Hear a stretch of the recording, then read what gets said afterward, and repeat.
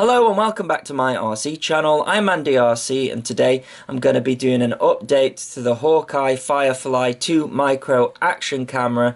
I have updated the firmware to the latest version, which will allow me to change the metering to multi. It is set as center as standard, and in my initial review, as many of you pointed out, the wide dynamic range isn't great in that center option, and it sort of changes its exposure in stages, so I'm hoping that the multi option will perform better. I've also reduced the audio to 20%. It's set at 50% out of the box and the audio was unusable, so I'm going to be checking out whether reducing the audio volume improves the sound quality.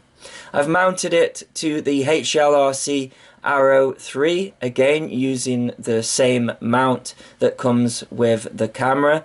And I just want to address something that people picked up on my initial review of this camera, and that is, don't you know how to tune? That thing is flying terribly. Yes, it was carrying two action cameras, and I actually like how this Copter flies without a camera. This is just a platform to show the camera, and I'm not willing to mess around with the PIDs because I'm not going to be using this model with this camera. It is just a test. So I'm going to be doing a flight in 1080p 60 mode, but I'm also going to try the 2.5K mode. I'll also link to my full review, which goes through all of the settings and different options in the description of this video. So this first flight was done in 1080p 60 FPS, although I have upscaled this entire video to 4K 60 FPS. It's a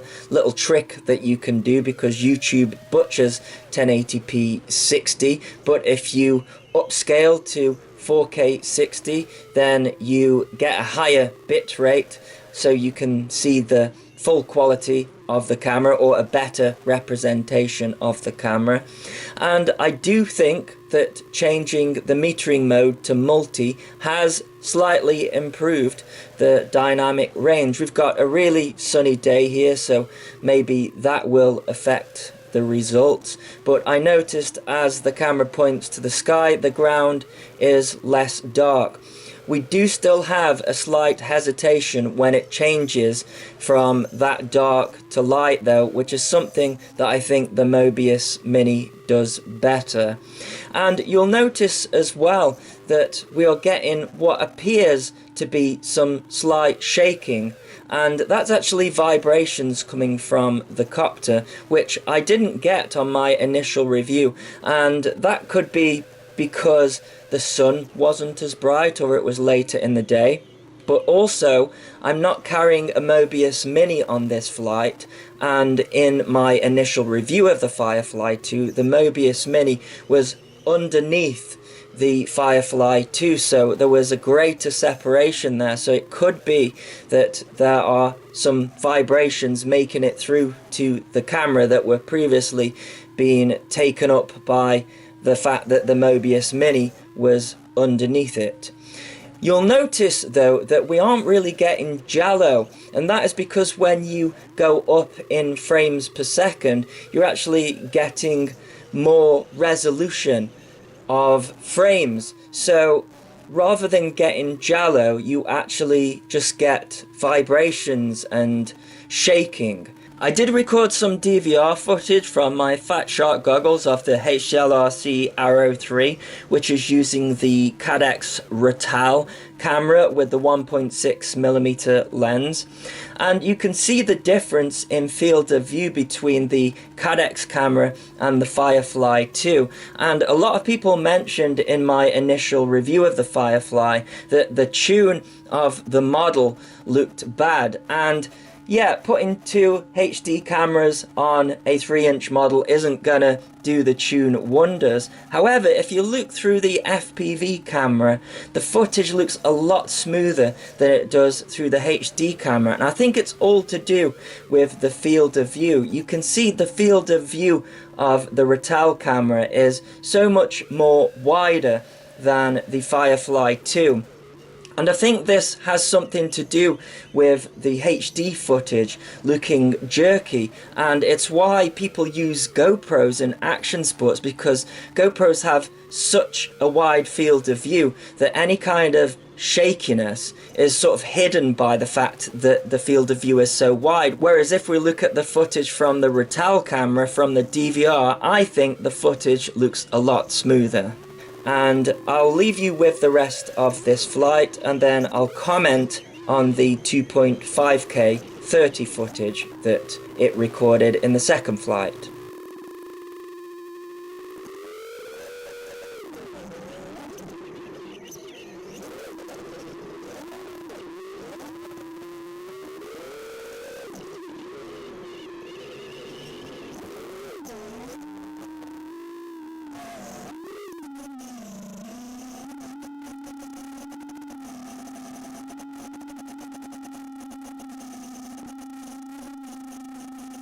So this second flight was done in 2.5K 30 FPS. The camera will only do up to 30 FPS in 2.5K, and the flight was done directly after the 1080p 60 flight. And the first thing that I notice is that we are actually getting more giallo, and like I mentioned in the 60 FPS flight, that is because we are recording less frames. And the way that rolling shutter works is that if you capture less frames, then there is more of a delay of the scan of the picture, so that vibration that we were getting in 60 FPS results in giallo in 30 FPS, which is why I prefer to use 60 FPS in general, because I would rather a shake of the camera than giallo.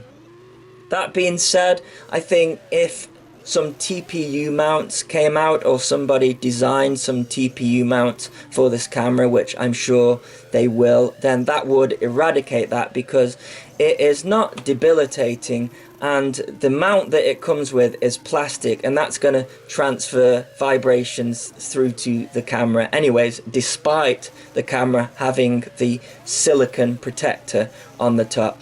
There's just one other thing that I wanted to mention, and that is I reduced the audio to 20%, but it doesn't seem to have improved the audio quality. It has just made it quieter, so it seems like there is some sort of clipping issue there, so there's no limiter on the microphone, and the propellers, regardless of what volume setting you have it at, and the motors are just screaming and making the microphone clip. So you might as well shut off the audio with this camera, because it's not any use.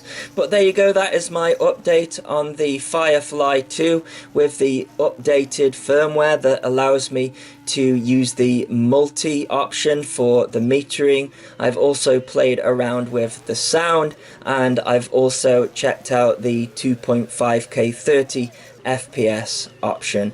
I'll leave you with some flying, and if you are interested in this camera, then I'll link it in the description. And as always, thanks so much for watching. Please continue to subscribe. Cheers.